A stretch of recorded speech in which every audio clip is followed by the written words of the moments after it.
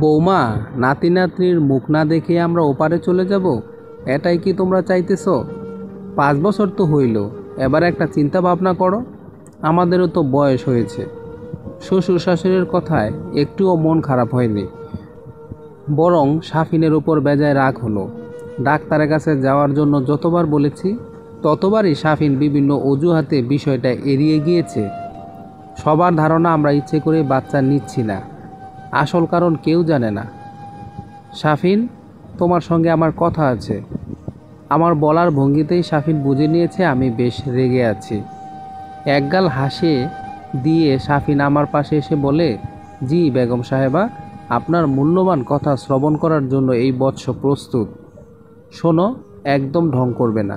ডাক্তারের কাছে কবে যাচ্ছি আমরা সেটা বলো। আগামী মাসে। এ মাসে হাতে একদমই সময় নেই গো।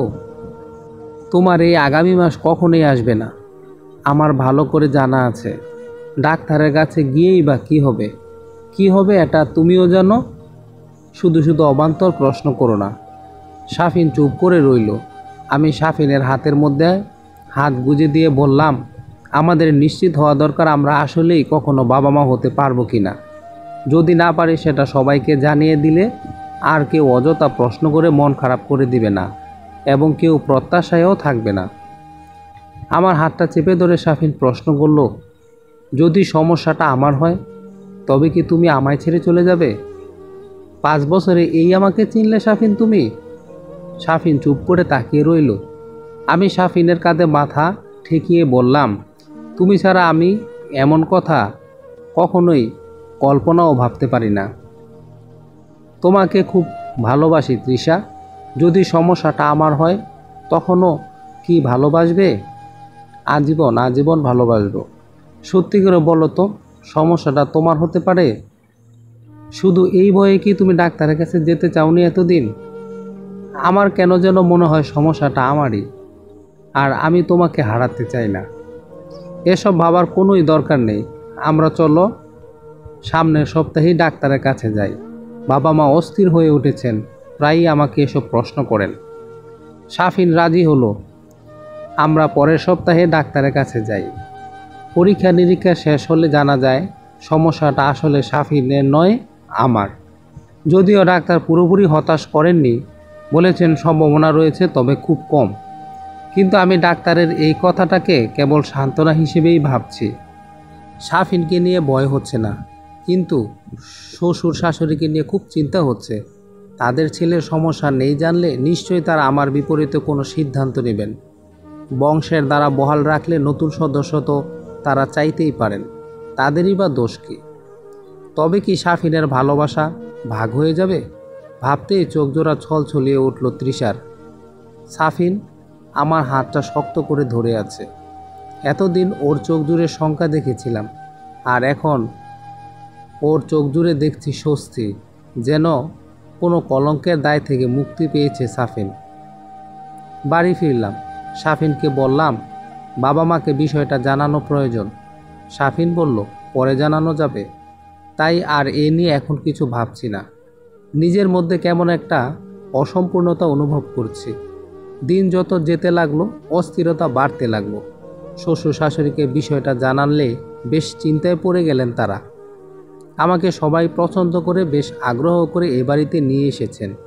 আমার কষ্ট হয় এমন সিদ্ধান্ত নিতেও তারা বেশ হিমশিম খাচ্ছে। শাশুড়ি মা বললেন, চিন্তা করো না, আল্লাহ নিশ্চয়ই নিরাশ করবেন না, তাকে ডাকতে থাকো। আমিও এই কথাই বিশ্বাস করি, সৃষ্টিকর্তা নিশ্চয়ই সুখকর কোনো খবর আমাকে দিবেন। দেখতে দেখতে আরও একটা বছর কেটে গেল, কিন্তু ভালো খবরের দেখা মিলছে না। ইদানিং শাফিন বেশ দেরি করে বাড়ি ফেরে, সব সময় ব্যস্ত থাকে, সব কিছুতে যেন ওর তাড়াহুড়ো। সকালের নাস্তাটাও প্রায়ই না করে বের হয়ে যায়, অথচ আগে আমার হাতে নাস্তা দিয়েই ওর দিন শুরু হতো। তৃষা, অফিসের কাজের জন্য কয়েকদিন আমাকে ঢাকার বাইরে থাকতে হবে। আমাকেও নিয়ে চলো না তোমার সাথে? অফিসের আরও সহকর্মীরা যাচ্ছে, তোমায় নিয়ে যেতে পারছি না এবার। তুমি দয়া করে মন খারাপ করো না, তবে কথা দিচ্ছি কাজ শেষ করে এসে তোমায় নিয়ে ঘুরতে যাব। তোমায় ছাড়া থাকলে খারাপ লাগবে শাফিন, অভ্যেস নেই তো। সাফিন আমায় ওর বুকের মধ্যে টেনে নিয়ে বলল, আমি যত দূরেই থাকি না কেন আমার চিন্তা চেতনা জুড়ে সবসময়ই তুমি আছো। সাফিন চলে গেলে বাড়িটা ফাঁকা ফাঁকাটা লাগতে শুরু করে। রাতে ঘুমও হয় না ঠিকঠাক। সাফিনকে কল করলেও তেমন কথা হয় না। কাজ নিয়ে খুব ব্যস্ত সময় পার করছে ও। টানা 5 দিন পর বাড়ি ফিরে সাফিন। বেশ ফুরফুরে লাগছে ওকে। ওর চোখে মুখে একটা খুশি লেগে আছে। সাফিন মুখে খুব বললেও আমার কেন যেন মনে হচ্ছে না ও এতদিন আমার জন্য মন খারাপ করেছিল। বরং কেন যেন বারবার মনে হচ্ছে আমি ছাড়া ওর সময়টা আরও বেশ ভালো কেটেছে। তারপর থেকে সাফিনকে সবসময় বেশ খুশি খুশি লাগে। মানুষ প্রেমে পড়লে যেমন তার ভেতরকার খুশি তার চেহারায় ফুটে ওঠে, সাফিনের বেলায়ও ঠিক তেমন মনে হচ্ছিল আমার। হয়তো অফিসে পদোন্নতি হতে চলেছে খুব শীঘ্রই। আমাকে সারপ্রাইজ দিবে বলেই হয়তো বিষয়টা লুকিয়ে রেখেছে। আমি উপরওয়ালার কাছে খুব প্রার্থনা করছি যেন সাফিনের মনোবাসনাটা পূর্ণ হয়। সাফিনের প্রায়ই রাত করে বাড়ি ফেরা, সারাদিন ফোনে ব্যস্ত থাকা, বাড়ি ফিরলেও ফোন নিয়ে পড়ে থাকা, কখনো কখনো বাড়ি না ফেরা, ওর এই ব্যস্ততাগুলো আমার থেকে ওকে ক্রমশ দূরে নিয়ে যাচ্ছে। আমায় নিয়ে ঘুরতে যাওয়ার কথা তো বেমালুম ভুলে বসে আছে। তবে কি সাফিন তার ভেতরে দুঃখ বলার জন্য নিজেকে ব্যস্ত রাখার প্রয়াস চালাচ্ছে? বাবা না হওয়ার দুঃখটা যে অনেক বড় একটা যন্ত্রণা। কেটে যাচ্ছে সময় বিষণ্ণতায়। সাফিনকে কাছে পাই খুব কম সময়। দিনরাত খেটে চলেছে অফিসের পেছনে। এত কষ্ট করে কী লাভ? কী হবে এত টাকা দিয়ে? আমাদের তো কোনো ভবিষ্যতই নেই। বৌমা, সাফিন বাড়ি ফিরেছে? না মা, আজ মনে হয় ফিরবে না। কী যে হয়েছে ছেলেটার, নিজের দিকে খেয়ালও নেয় না একটু। চুপ করে রইলাম। সাফিনকে কল করলে দেখি নাম্বার বন্ধ। অন্ধকার গিলে খাচ্ছে আমায়। এখন যেন একা থাকতেই আমার অভ্যাস হয়ে যাচ্ছে। পরদিন সকালে সাফিন ফোনে জানায় অফিসের কাজে 7 দিনের জন্য চট্টগ্রাম যাচ্ছে, সঙ্গে সহকর্মী আরিফ সাহেব যাবেন। জিজ্ঞেস করলাম, ব্যাগ গুছিয়ে রাখবো? এসে নিয়ে যাবে নাকি? দরকার হবে না, ওখানে গিয়ে ব্যবস্থা করে নিব। শেষ কবে সাফিন ফোনে আমার সঙ্গে একটু সময় নিয়ে কথা বলেছে আমি একদমই ভুলে গেছি। ব্যস্ততার অজুহাতে আমাকে সামলে নিচ্ছি। 5 দিন পেরিয়ে গেলে সাফিন আমাকে একবারের জন্য কল করেনি, মনে করেনি। আমি ফোন করলেও কথা বলার জন্য যেন তার কাছে কোনো সময়ই নেই। বেশ কয়েকদিন যাবত শরীরটা একদমই ভালো লাগছে না। ভাবলাম সাফিন ফেরার আগে ডাক্তার দেখিয়ে আসি। শাশুড়ি মাকে সঙ্গে নিয়ে বের হলাম। ডাক্তার বললেন পরদিন এসে টেস্টের রিপোর্ট নিয়ে যেতে। ডাক্তারের ওখান থেকে বের হয়ে আমি আর শাশুড়ি মা কেনাকাটা করার উদ্দেশ্যে শপিং মলে এলাম। হঠাৎ সাফিনের সহকর্মী আরিফ সাহেবের সঙ্গে দেখা। কুশল বিনিময় শেষে জিজ্ঞাসা করলাম, কবে এলেন চট্টগ্রাম থেকে? আমার কথায় আরিফ সাহেব বিস্মিত হলেন। চট্টগ্রাম তো যাইনি ভাবি। কেন, আপনি আর আপনার সাফিন ভাই কয়েকদিন আগেই তো চট্টগ্রামে গেলেন অফিসের কাজে। সাফিন তো এখনও ফেরেনি। কি বলেন ভাবি? সাফিন ভাই তো 7 দিনের জন্য ছুটি নিয়ে অফিস থেকে কোথায় যেন গেলেন। আমার চোখ কপালে উঠল। সাফিন আমার সঙ্গে মিথ্যে কথা বলবে না তো? আরিফ সাহেবই হয়তো কোথাও কোনো ভুল মনে হচ্ছে। সাফিন তো এর আগেও একবার অফিসের কাজে ঢাকার বাইরে গিয়েছিল। ভাবি, আপনার কোথাও ভুল হচ্ছে। সাফিন ভাইকে কিংবা আমাকে এখনও অফিস ঢাকার বাইরে কোথাও পাঠায়নি। মাথা ঘুরিয়ে এলো। সাফিন তাহলে মিথ্যে বলেছে আমার সঙ্গে? কিন্তু কেন? সন্দেহের কাঁটা বইছে মস্তিষ্ক জুড়ে। শরীরটা আরও খারাপ লাগছে। অপেক্ষা করতে লাগলাম সাফিনের ফেরারের জন্য। এদিকে ডাক্তারের কাছ থেকে রিপোর্ট আনতে গিয়ে জানলাম সত্যি এবার আমি মা হতে চলেছি। মুহূর্তেই যেন সব মন খারাপের বিষয়গুলো দূর হয়ে গেল। খুশিতে চোখে জল জমে গেল। আগামীকাল সাফিন বাড়ি ফিরবে। তখন ওকে এই খুশির খবরটা নিজেই জানাবো। তার আগে আর কাউকেই জানাবো না বলে ঠিক করেছি। ও নিশ্চয়ই ভীষণ খুশি হবে। আমাদের মধ্যেকার সব দূরত্ব ঘুচে যাবে। পরদিন সাফিন বাড়ি ফেরে। সাফিনের চালচলন সবই আমার কাছে সন্দেহজনক লাগে। যেন এ এক অন্য সাফিন, আমার সাফিন নয়। বারবার মনে হয় সাফিন কিছু লুকাচ্ছে। এদিকে খবরটা জানানোর জন্য ভেতরে ভেতরে ছটফট করে চলছি, কিন্তু সঠিক সময়টাই যেন পাচ্ছি না। শাফিন ওয়াশরুমে গেলে আমি ওর ফোনটা হাতে নেই। এত বছরে আমি কখনোই ওর ফোন এভাবে সন্দেহ নিয়ে ধরিনি। আজ প্রথমবার শাফিনের ফোনে তল্লাশি চালাচ্ছি।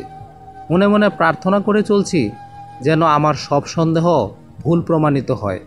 কিন্তু মেসেজের বাক্সে চোখ রাখতে কেঁপে উঠলাম।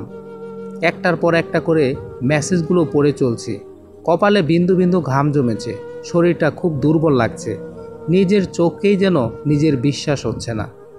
শাফিন হয়তো ভেবেছে আমি কখনোই ওকে সন্দেহ করতে পারি না, তাই ফোনের একটা ফোন কল মেসেজও ডিলিট করেনি। আমার কিছুতেই বিশ্বাস হচ্ছে না শাফিন অন্য কারো সঙ্গে সম্পর্কে জড়িয়েছে। এতদিন আমাকে বোকা বানিয়ে শাফিন ওর সময়গুলো অন্য কারোর সঙ্গে কাটিয়েছে। শাফিন ওয়াশরুম থেকে বের হয়ে আমার হাতে ওর ফোন দেখতে আটকে ওঠে। আমার চোখ ভিজে জল গড়াচ্ছে। শাফিন অপরাধীর মতো চুপ করে তাকিয়ে আছে আমার দিকে। চোখের জল মুছে প্রশ্ন করলাম, বিয়ে করেছো নাকি শুধুই সময় কাটিয়েছ? মাথা নিচু করে উত্তর দিল মাহিন, বিয়ে করেছি। তুমি অনুমতি দিলে এ বাড়িতে নিয়ে আসবো। তীরের মতো বিঁধল কথাটা আমার বুকের মধ্যে। এই শাফিনকে আমি দিনের পর দিন এতটা বিশ্বাস করে গিয়েছি। মা হতে পারবো না বলেই কি এমনটা হয়েছে আমার, যার কারণে এত অল্প সময়ের মধ্যে বিয়ে করতে হলো? তৃষা, আমাকে ভুল বোঝো না। সবারই তো বাবা হতে ইচ্ছে করে, সবার মা হতে বুঝি ইচ্ছে করে না? অথচ তুমি আমাকে একটা সময় হারানোর ভয় পেতে, কিন্তু তুমি অপেক্ষা করতে পারলে না আমার জন্য। অপেক্ষা করেই বা কী হতো? কোনো লাভ হতো? লাভ হতো না কেন? চোখে টলমল করে উঠল জলেরা। ভেতরে যন্ত্রণারা ছটফট করছে, ভাঙচুর হচ্ছে ভেতর জুড়ে। তুমি তোমার স্ত্রীকে এ বাড়িতে নিয়ে আসতে পারো, কোনো সমস্যা নেই। বিয়ে যেহেতু করেই ফেলেছ, কি আর করা। কথাটা বলেই ওয়াশরুমে ঢুকে পানির ট্যাপটা ছেড়ে দিলাম। হাউমাউ করে কাদার শব্দ আর বাহিরে বের হচ্ছে না। এই কষ্ট কোনো সান্ত্বনাই আটকাতে পারবে না। চোখ মুখ ধুয়ে বের হয়ে দেখে শাফিন বাসা থেকে বের হয়ে গিয়েছে। নিজে সব কিছু গুছিয়ে ব্যাগে ঢুকালাম। শাশুড়ি আর শ্বশুর বারবার প্রশ্ন করে চলছেন, কি হয়েছে বৌমা, কেন এমন করছো, কোথায় যাচ্ছ তুমি? শান্ত গলায় বললাম, বাড়িতে। আপনার নতুন বৌমা আসছে আর পুরাতন বিদায় নিচ্ছে। ডাক্তার থেকে পাওয়া রিপোর্টের কাগজটা শ্বশুরের হাতে দিয়ে বললাম, এটা আপনার ছেলেকে দিবেন, বলবেন তার বিয়েতে এটা আমার প্রথম উপহার। আর দ্বিতীয় উপহারের কাগজটা খুব শীঘ্রই পাঠিয়ে দিব, যাতে স্বাধীনভাবে সংসারটা সে করতে পারে। শাশুড়ি আমাকে আটকানোর চেষ্টা করলেও ব্যর্থ হলেন। আমার সামনের সময় কাটিয়ে দেওয়ার জন্য একজন সঙ্গী আমি পেয়ে গিয়েছি। আমার শত কষ্টের মাঝেও সে সুখের বার্তা হয়ে জীবনে এসেছে। তাকে ঘিরেই আমার আগামী।